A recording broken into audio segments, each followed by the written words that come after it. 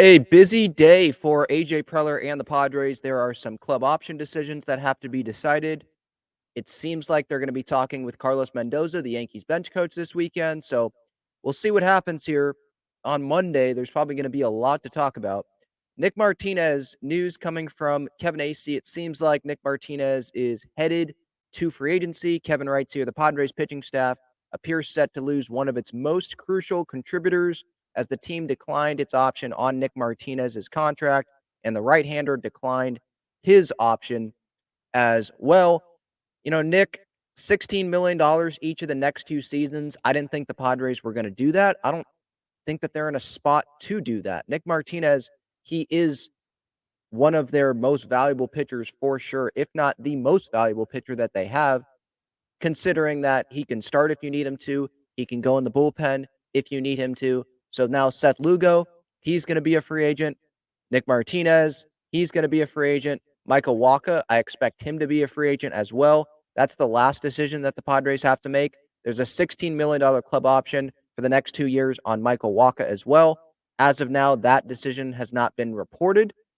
Kevin did not have anything to say in his article about Michael Wacha. If Michael Wacha's club option is declined by the Padres, then that means that he has player option for a few player options, actually, I believe.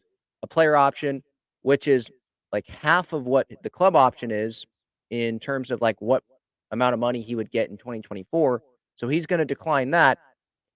I believe it would be like a $8 million player option. Nick Martinez's player option was $8 million. No, Wacha's player option would be $6.5 million. So yeah, I mean, he's going to decline that. He can go at least get a 1-year deal worth what, $7-8 million, something more than what that player option would be. And the Padres, $16 million per year for Michael Wacha. That is a risk as well for the Padres to make, to take, because Wacha, he's going to get hurt probably at some point here in the next 2 years. And you just got to hope that it's not a couple months that he is out for. Are they willing to take that risk? Payroll wise, can they do that? Can they give $16 million a year to a guy that's probably going to be their 4 starter? Because you probably want to bring someone in better than Michael Wacha. Because you have Darvish, you have Musgrove. You probably want to bring in someone ahead of Wacha, like they had with Snell. I'm not saying that they're going to bring back Blake Snell. I don't think that they will. But you think that they'd want to bring in someone else. And then maybe Wacha, he'd be like the 4 starter. Who's going to be the 5? Right now, let's say Wacha doesn't take the player option and the Padres don't give him the club option.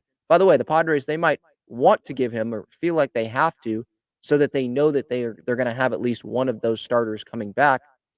Because if they don't give Michael Wacha the club option, he's not going to take the player, so he could just go sign with another team that will be competing against the Padres, and that could hurt. Nick Martinez could go sign with a team that could be playing against the Padres in the National League, maybe even in the division. We know Bob Melvin's familiar with Nick Martinez. We know Bob Melvin's familiar now with Seth Lugo, with Michael Wacha. So that could be scary, having all of these guys leave the Padres, and they could go to AL teams, which would lessen the damage, but they could go to National League teams too as well that are going to be looking for starting pitching. So yeah, this Jim Bowden yesterday in The Athletic, he said that the Padres' biggest need was bullpen after losing Josh Hader.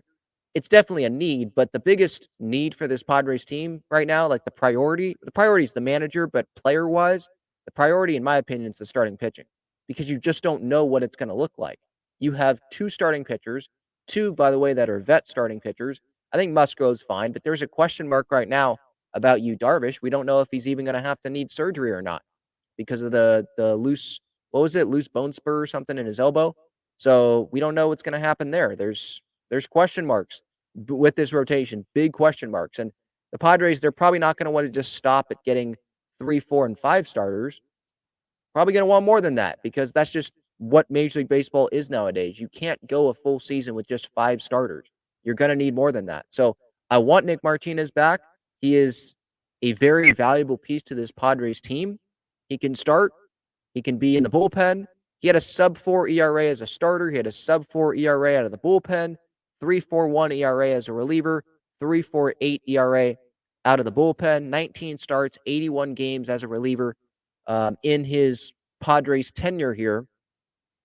He was a team guy, really was a team guy. And Dennis Lin reported earlier this morning that he is switching agents. He is now a Scott Boras guy. And Scott Boras is someone that loves taking their guys to free agency. And when that news was reported from Dennis Lin, I think that a lot of Padres fans were like, all right, there goes Nick, or at least there he goes to free agency, because would he switch agents to Scott Boras if he was just going to take the player option, or if he knew the Padres were just going to take the club options? Why would he go get a new agent? I don't really understand that. So, we thought that this was going to happen, and it seems like that is what is going to happen. Again, 2-year, $32 million club option for Nick Martinez. I didn't see the Padres doing that, and he can get more than what the player option is going to be for him for 2024. He can go probably get a multi-year deal with someone. Could be the Padres. They could give him a raise, just not at $16 million per year. Same thing with Seth Lugo. Same thing with Michael Wacha. So we'll see what happens. But yeah, big question marks with this Padres starting rotation. Do you want Nick Martinez back? Do you want Seth Lugo back? Michael Wacha? Which of them do you want back? Sorry, that's the dryer. Which do you want back? Do you want just one of them back, two of them back, all of them back? Blake Snell, I don't see returning. Josh Hader not returning. The likeliest of these three to come back, I don't know. Probably to me, it's either between Nick Martinez or Seth Lugo. It's really hard for me to choose between which one. I think that I'd go with Nick, because someone will probably give Seth Lugo full starting opportunity. I'm not saying the Padres wouldn't, but with the Padres, like, they know what they have out of Nick Martinez. There's still some question marks out of Seth Lugo. I mean, it is sure he did prove that he can be a starting pitcher, but this is 1 year of being a starting pitcher. Where with Nick, maybe it's a little bit less money because he's primarily a reliever, but another team could offer him starting money, more money than the Padres do. So it's going to be interesting to see. Obviously, the manager search is continuing to go. Carlos Mendoza, he's going to be talking with the Padres. Don't know about Phil Nevin, Flaherty, Schilt. Those are two guys that are still the favorites. They're considered to be the favorites. Benji Gil was impressed, or excuse me, he impressed the Padres. So it's going to be interesting to see what happens with this Padres team this weekend. So stay tuned for updates on social media at Talking Friars on Twitter and Instagram, and obviously on this YouTube channel. Thanks so much for watching.